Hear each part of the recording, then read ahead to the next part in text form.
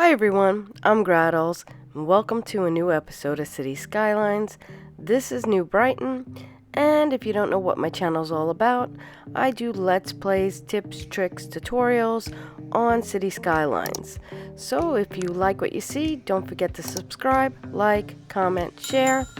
And in the last two episodes, I did a new forestry industry using the DLC.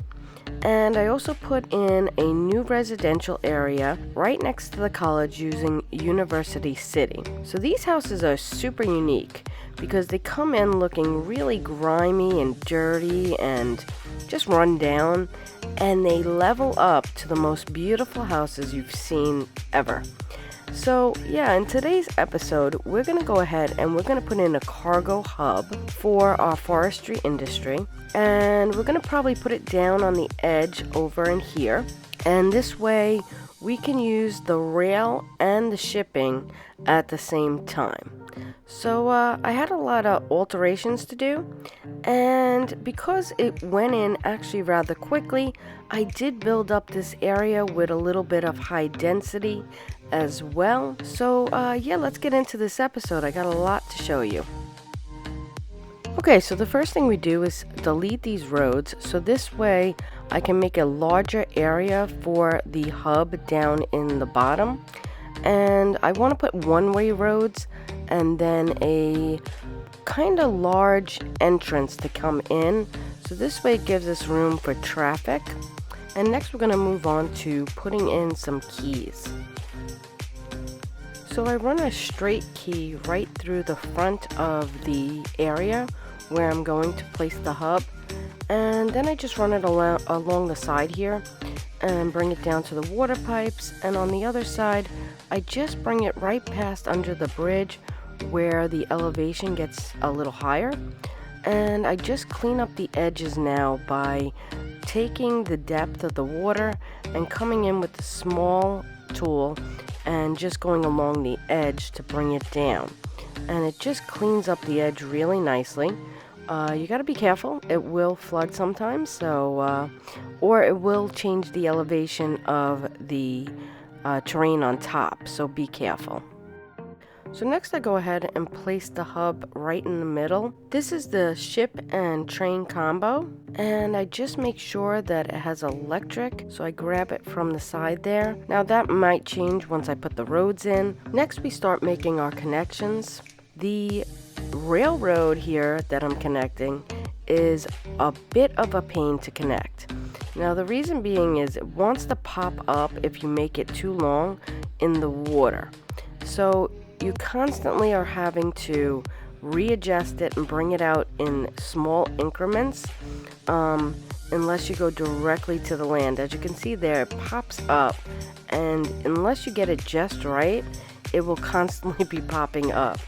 So I was looking at, after this, the way the street was coming in to the hub itself, and I wasn't sure that I wanted it elevated right here. I thought it was quite a big, steep hill coming down into the hub, so I decided to try to take the railroad out a little further. But again, once you do that, it pops it up, and it's very difficult to get it in without this big bump. So I'm playing around with it for a while, and I finally get it kind of level. So then I'm putting in the road right here, and I'm trying to elevate this just a little bit without having that steep hill, and I did manage to get it in. And next I continue to run the road down to make the entrance, looking at it, trying to figure out, do I want to keep it elevated or do I want to bring it down, at what point, where? So that's the kind of tricky part I was trying to figure out right here.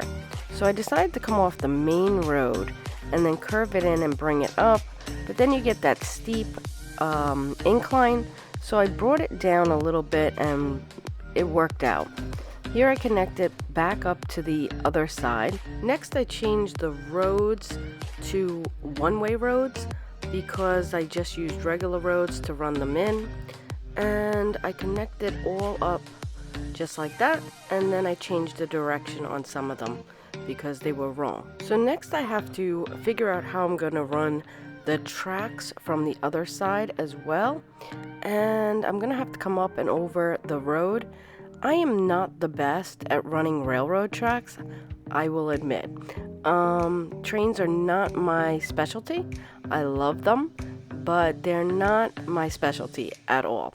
But I get this to connect up, and it is using the same rail as the passenger train. So eventually that may have to be changed if it gets cluttered with traffic, with cargo going through at the same time. But if that happens, we'll leave that to a future episode, because we'll probably have to run its own rail, and that is a good reason to leave extra space around your train track, because you never know when you're going to have to adjust things. I do that as a whole in my city. I try to leave space to make adjustments all the time. Traffic is a huge one, so you always want to leave yourself a little space to adjust things. Here I'm just filling up the middle with some one-ways. I did not want to add this to the road directly to the hub itself because I don't want it to get cluttered with traffic.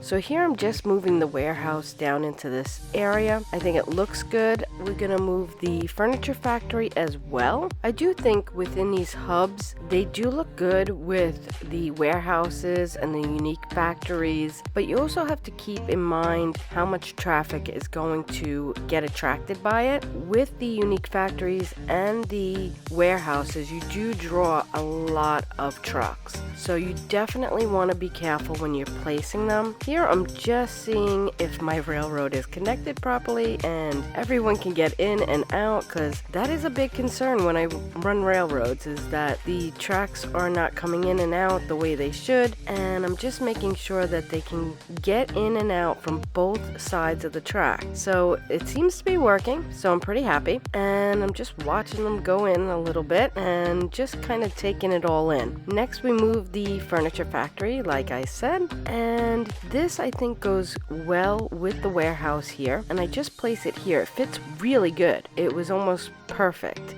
So I just placed that in right next to the warehouse, and I'm kind of just taking an overview of maybe decoration, because I'm definitely going to decorate this up a little bit.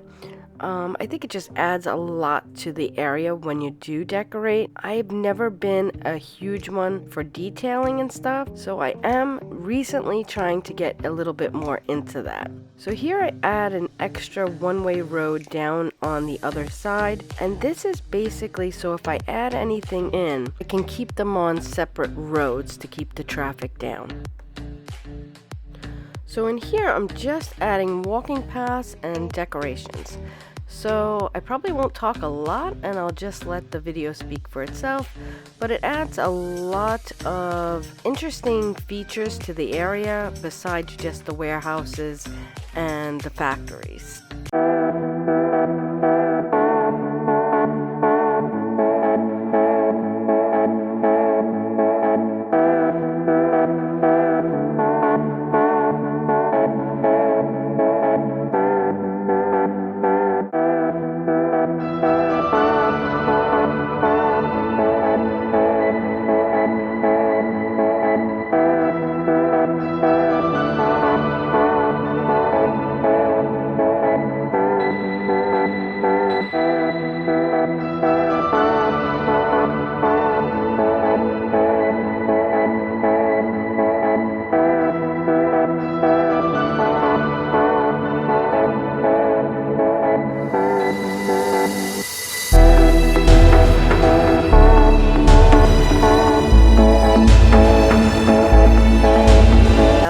To check out the traffic. I always do that. I let the traffic run for a little while, and I let the city run on 3 speed, and then I go back and I come in and I just check and see how it's flowing, if there's any adjustments I need to make, because if you get congested in these areas, you really need to take care of it right away. Otherwise, you're going to have a big problem on your hands later on. Here we're just looking at the import and export, and as you can see, we're doing quite well. And here I add another road down in here, and this way I can zone in some industry and office space, I believe. Now I do leave the space open in between that so I can add some more factories and stuff. But for this bit, I just put in some offices just to fill the area in nice and gives them some nice big buildings and different things going on down in here. Now we do have that big empty space. Like I said, that will be filled a little later on when we decide to move some more of the warehouses, maybe some unique factories. But yeah, we haven't gotten to that point yet. I have to run some electric, no big deal. That connects up easy. And the next thing I kind of look at is this area in here. So this area in here is quite bare, and I thought a nice little bit of high density in this area would look good. Now again, I was a little worried with traffic. I'm right in between the forestry area and the hub and this new university city, but I didn't make it all that big, and I'll see how it goes. I mean, the worst that can happen is we have really bad traffic and I could delete some of it later on, but I just thought it looked kind of cool down in here. I did put on the modern city center on this. It has a little bit different buildings, and like I said, it's not enormous, but I think it does add a little bit right down in the hub area between the forestry and the cargo.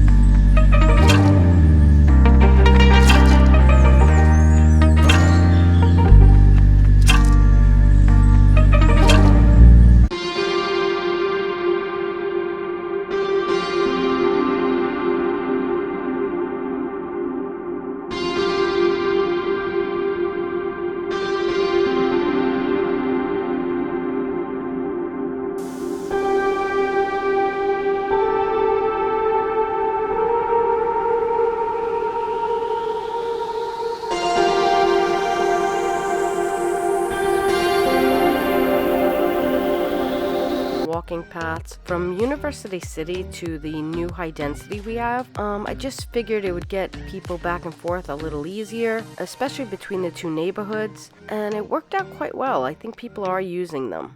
So here I check in on the traffic with the new high density in here, and as you can see, I could have a little bit of a problem right in here. I do add a slip road, and I do figure it out. It doesn't cause a big problem at all. So here's a new view of the traffic, and as you can see, it lightened up quite a bit, and I'll probably make changes later on. Now we are a Metropolis area. So here's an overview of what we did today. Here's the cargo hub down in here, and the warehouse and the factory, and our new high density area right in here. And I'm thinking for the next episode, we're going to go down to the other side of the map, and we're going to check out the space down there. So now that we hit 60,000, we only have one milestone left, and yeah, let's get to it.